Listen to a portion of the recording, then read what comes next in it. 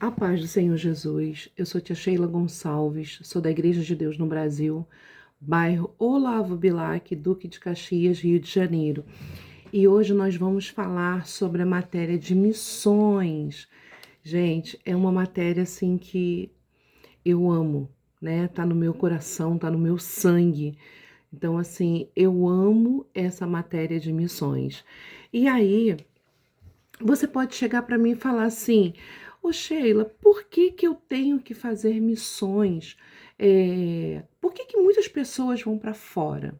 Se no meu bairro é grande, a minha cidade é grande, tem tantas crianças, por que que eu tenho que ir para fora para fazer missões?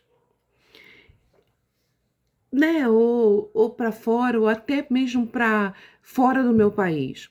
Vamos lá. A primeira razão, né, que a gente deve fazer missões é que o plano de salvação é para toda a humanidade, né? Quando nós vemos o plano original de salvação, nós vemos que Deus quer salvar todas as pessoas, não somente da nossa nação, mas como também de fora da nossa nação. A Bíblia Sagrada, lá no comecinho, lá no livro de Gênesis, quando Deus fala com Abraão, ele faz uma promessa e ele fala: "Em ti serão benditas todas as famílias da terra". Então Deus tinha um projeto de abençoar e alcançar todas as famílias da terra. Então, em Marcos, né, 16:15 também, depois que Jesus ressuscitou, ele chama os seus discípulos e fala: "Ide por todo o mundo e pregai o evangelho". Então, quando ele fala isso, ele fala: "Ide por todo o mundo, saia pelo mundo inteiro para pregar o evangelho". Então, missões, ele está no coração de Deus. Deus, ele tem um plano de salvação para toda a humanidade. Deus quer alcançar toda a humanidade. E outra coisa, uma segunda, né, motivo é que missões é uma ordem que foi vinda direta do nosso Senhor Jesus Cristo. Quando Jesus, né, lá em Mateus, ele fala: vão por todas as nações e façam discípulos. Então, quando ele fala, é importante, né, que eles fossem por todas as nações fazendo discípulos. E isso é uma ordem. E aí você chega para mim: Sheila, mas para quê que eu tenho que falar de missões para criança? Eles não entendem, eles não vão para o campo. Irmãos, quando a gente já começa a falar de missões, desde cedo com as nossas crianças, o que que acontece? Eles já vão se conscientizar da importância. Já vai começar a nascer no coraçãozinho deles esse chamado. Porque comigo eu não tive a oportunidade de ninguém, quando eu era pequena, falar de missões para mim. Eu vim conhecer missões depois de velha, depois de adulta.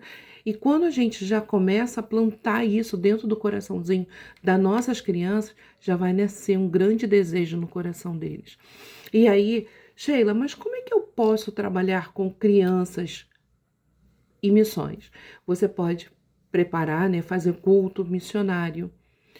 Porque o culto missionário infantil, você tem que falar na linguagem deles, para que eles venham entender. Então, você faça um culto missionário infantil, né? Apresente, faça. Todo culto tem que ser em torno de missões. Se você tiver oportunidade de entrar em contato com algum missionário, e esse missionário tiver filhos no campo, melhor ainda. Né? Peça para aquela criança, porque eu trabalho com os filhos dos missionários que estão no campo. Então, aquelas crianças vão poder falar para as outras crianças o que que eles passam, quais são as necessidades deles, como é uma criança no campo. E isso vai agregar bastante dentro do seu culto e dentro do aprendizado. Agora deixa eu passar algo para vocês. Todo mundo sabe, né? Eu faço missões para honra e glória do Senhor, já fui para vários lugares e ano passado eu fui para Angola.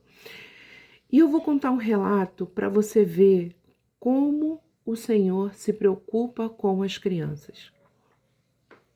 Porque muitas pessoas acham que crianças dentro do culto a gente tira só para não dar trabalho, só para não ficar atrapalhando, mas não é isso. O Senhor ele se preocupa. Nós fizemos uma EBF com as crianças e no último dia da EBF apareceu um homem. E ele falou assim: ninguém nunca tinha visto aquele homem. E ele chegou e falou assim: olha, eu quero contar um testemunho. E ali ele teve a oportunidade e ele falou: olha, a minha esposa morreu e eu fiquei com meus filhos pequenos e ninguém tinha ninguém para cuidar deles.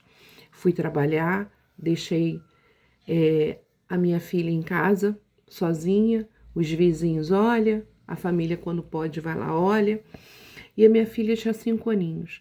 Quando eu cheguei em casa, o avô dela, de quase 70 anos, estava estuprando aquela criança. E ele chegou, ele viu aquela criança cheia de sangue na cama.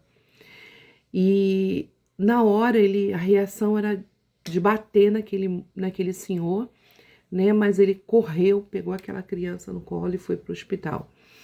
Só que aqui, irmãos, a gente doa o sangue, a gente vai na Hemorrio, ou quando alguém no hospital precisa, a gente doa um sangue. Lá a fome é tão grande que eles vendem o sangue. Quando chegou lá, o médico falou para ele, falou: olha, você vai ter que, a sua filha precisa de sangue, ela precisa de doação de sangue. E ele falou: doutor, eu tenho 2 dias que eu não como eu vou ter dinheiro para comprar o sangue? Ele falou: primeiro lugar, para sua filha estar viva já é um milagre. Ela chegar aqui com vida é um milagre. E se ela não tomar o sangue, ela vai morrer. E aquele homem saiu desesperado dali, desesperado, sem rumo. E ele passou em frente a uma das nossas igrejas de Deus, só que estava fechado, era de dia. E ele foi lá e ele colocou, né? Imagina que aqui é a porta da igreja. Ele colocou a mão assim na porta da igreja e ele falou: se aqui existe um Deus vivo, ele com a mão na porta da igreja, se aqui tem um Deus vivo e esse Deus tirar minha filha do hospital com vida, eu volto aqui para testemunhar. E ele saiu dali, fez aquilo, saiu dali e ele chegou no hospital, ele ficou sentado no chão, chorando, chorando, chorando. E aí chegou um senhor para ele e falou: por que você chora tanto? Ele contou a história. Esse senhor perguntou o tipo sanguíneo da criança, ele falou: é o mesmo que o meu, eu vou doar o meu sangue para ela. E aqui o nosso dinheiro, a gente tem o nosso dinheiro é o real, lá não, lá é Kwanza. E ele pegou do bolso, deu uma quantia de Kwanza e falou: olha, esse dinheiro é para você comprar alimento para vocês e você comprar o remédio que o médico vai passar para sua filha. E eu vou lá doar o sangue. E ele falou: então, enquanto o senhor está indo lá doar, eu vou avisar para o médico que eu consegui o sangue para ela. E assim ele fez. Ele foi correndo para a sala do médico para contar que ele tinha conseguido o sangue e o senhor foi fazer a doação. Quando ele saiu de lá, o senhor já tinha saído e ele perguntou, né? Ah, quem atendeu o senhor tal, tal, tal, que fez a doação de sangue, falou o nome da filha. E a enfermeira falou: olha, ele acabou de sair. E ele saiu correndo, que ele queria agradecer mais uma vez aquele homem. E ele saiu correndo, procura daqui, procura dali, e não achou nenhum homem. Aquele homem simplesmente desapareceu. Ele foi do lado de fora, olhou tudo, aquele homem simplesmente sumiu. Simplesmente sumiu. Então a gente não sabe como Deus fez. Se Deus usou um anjo, eu não sei, não posso te explicar. Mas o que eu quero te falar nesse vídeo é que aquela criança recebeu o sangue, né? O pai conseguiu comprar o remédio, comprou os alimentos. E quando ele chegou lá na igreja para contar a doação, a igreja conseguiu cesta básica para eles, conseguiu psicólogo para aquela criança e aquela criança saiu dali com vida, né? E com cuidados, né? Então, isso é para você ver que o Senhor ele se importa com as crianças. Então, eu saí do Brasil para poder pregar o evangelho lá na Angola.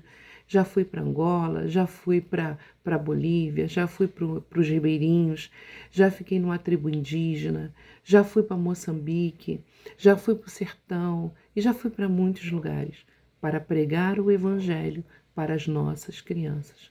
Então, se você não tem essa chama queimando no seu coração, peça ao Senhor, que o Senhor acenda essa chama no seu coração e que você também seja aquela que vai resgatar crianças da mão do Satanás para o reino de Deus. Deus te abençoe e fique na paz.